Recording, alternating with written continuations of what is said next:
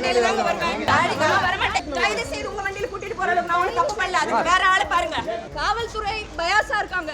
பாஜக இருக்கிறதுக்காக எங்களுக்கு நீதி கொடுக்க மாட்டீங்களா? எத்தனை கேஸ் வேணா போடுங்க.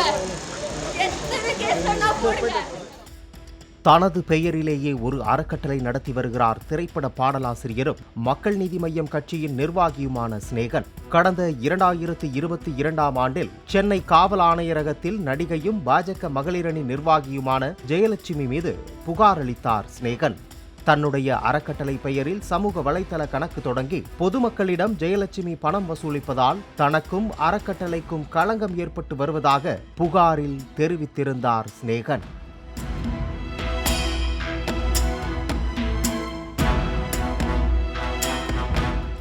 தான் ஸ்நேகம் ஃபவுண்டேஷன் என்ற பெயரில் அறக்கட்டளை நடத்தி உதவி செய்து வருவதாகவும் தனது பெயருக்கு களங்கம் விளைவிக்கும் ஸ்நேகன் மீது நடவடிக்கை எடுக்க வேண்டுமென காவல் ஆணையரிடம் புகார் அளித்தார் ஜெயலட்சுமி. எனவே இருவர் மீதும் வழக்கு பதிவு செய்தனர் திருமங்கலம் போலீசார்.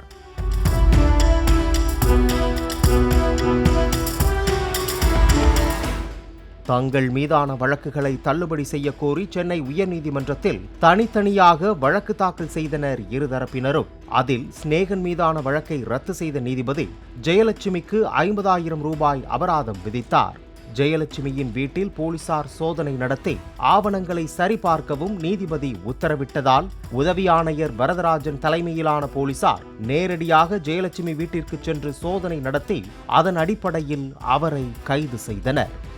சத்தியமா இல்ல, அநியாயம் இருக்கு. ஒரு சின்ன ஆவணம் கூட நான் பணம் எடுத்ததுக்கோ ஸ்நேகனோட பணம் எடுத்ததுக்கோ எதுவுமே இல்லைங்க. இவ்வளவு நேரம் ஆதாரத்தை கொடுத்தாச்சு, எல்லாமே சப்மிட் பண்ணியாச்சு. இப்ப எதுக்கு எந்த ஒரு தவறும் பண்ணாலும் என்ன இப்ப வந்து ஸ்டேஷனுக்கு கூட்டிட்டு போய் இவங்க விசாரணை செய்யணும்னு சொல்றாங்க? எனக்கு புரியல. எதுவுமே இல்ல. இப்ப வீட்டுல வந்து 9:30 மணில இருந்து நான் கோஆபரேட் பண்ணி எல்லா டாக்குமெண்ட்ஸும் எல்லாமே கொடுத்தாச்சு. போலீஸ் வாகனத்தில் ஏற மறுத்து வாக்குவாதத்தில் ஈடுபட்ட ஜெயலட்சுமி பாஜக நிர்வாகியாக இருப்பதால் மட்டுமே தன்னை கைது செய்திருப்பதாக கூறினார். நான் வரமாட்டேன். நான் என் வண்டியில தான் வருவேன். நான் என் வண்டியில வருவேன். இங்கே நில்லுங்க. நான் என் வண்டியில தான் வருவேன். இல்ல நான் என் வண்டியில தான் வருவேன். நான் என்ன நான் ஓடல. இல்ல நான் ஓடல. நான் என் வண்டியில வரேன். நான் வரமாட்டேன். நான் வரேன். நான் என் வண்டியில அது எப்படிங்க? கைது செய்து உங்க வண்டியில கூட்டிட்டு போறதுக்கு நான் ஒன்றும் தப்பு பண்ணல. அது வேற ஆளை பாருங்க. வாங்க, என் வண்டியில தான் வருவேன்.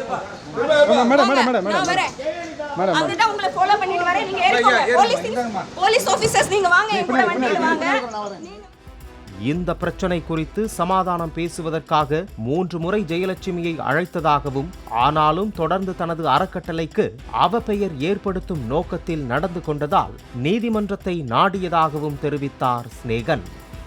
நான் நியாயமாக என்னுடைய பெயரில் பொது வழிகளில் நீங்கள் வந்து சன்மானது வாங்கிறது, அதாவது இனாம் வாங்கிறது வந்து எனக்கு கெட்ட பேராக இருக்குது. அது வந்து நாளைக்கு அது தவறான ஒரு வழிக்கு போயிடக்கூடாதுங்கிற ஒரு எச்சரிக்கைக்கும் நான் என் நிறுவனத்தை காப்பாற்றுறதுக்காக வேண்டியதான் நான் கம்ப்ளைண்ட் பண்ணது. அதுவும் திடீர்னு பார்த்த உடனே போய் நான் பண்ணலை. விசாரிச்சிருக்கேன், தேடி போயிருக்கேன், தொடர்புக்கு வந்திருக்கேன், சமாதானத்துக்கு போயிருக்கேன். இவ்வளவும் செய்ததுக்கு பிறகு அவங்க ஒத்து வரலங்கும் போது நான் நீதிமன்றத்தை நாட வேண்டியிருக்கிறது. நீதிபதியிடம் ஆஜர்படுத்தும் முன்பு மருத்துவ பரிசோதனைக்காக ஜெயலட்சுமியை கீழ்ப்பாக்கம் அரசு மருத்துவமனைக்கு அழைத்துச் சென்றனர் போலீசார். தான் தவறு செய்ததற்கான ஒரு ஆதாரத்தை காட்ட சொல்லுங்கள், பாஜக என்ற ஒரே காரணத்துக்காக தன் மீது நடவடிக்கை எடுக்கப்பட்டுள்ளதாக தெரிவித்தார் ஜெயலட்சுமி.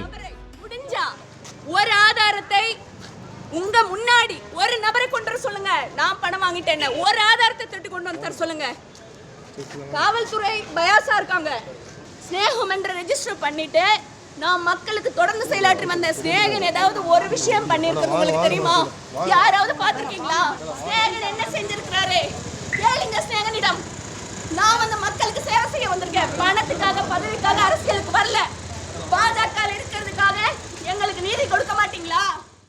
பாலிமர் செய்திகளுக்காக ஒளிப்பதிவாளர் பாஸ்கருடன் செய்தியாளர் கதிரவன். எத்தனை கேஸ் வேணா போடுங்க.